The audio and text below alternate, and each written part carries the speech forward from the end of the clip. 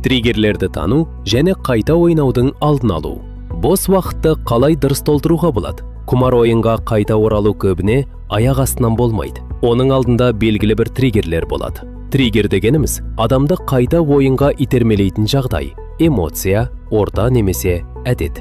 Бұл жалғыздық болуы мүмкін, стресс болуы мүмкін, жалақы түскен күн болуы мүмкін, матч алдындағы қызу әңгіме болуы мүмкін. Тіпті түнгі уақытпен іш пысу да себепке айналады. Сондықтан қайта ойнаудың алдын алу үшін мен неге ойнадым деген сұрақтан бөлек, мен қай кезде әлсіреймін деген сұрақты да қою керек. Ресми семинарларда тәуелділікті анықтау, алдын алу және оны жеңу әдістері түсіндіріліп келеді. Яғни мәселені тек салдардан емес, оны қоздыратын себептерден де тану маңызды.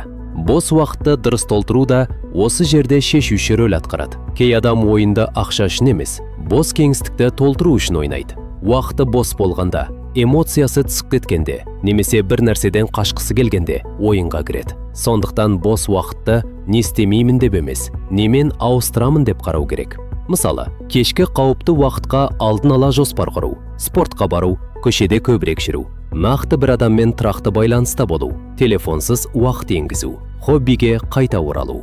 Мемлекеттік деңгейде де алдын алу жұмысы жастар, оқушылар, студенттер, ата-аналар және педагогтар арасында жүйелі жүргізіліп жатыр. Бұл күресте тек тыйым емес, өмір салтын қайта құру маңызды екенін көрсетеді. Егер адам триггерін таныса және оның орнына жаңа әрекет енгізсе, қайта ойынға оралу қаупі едәуір төмендейді.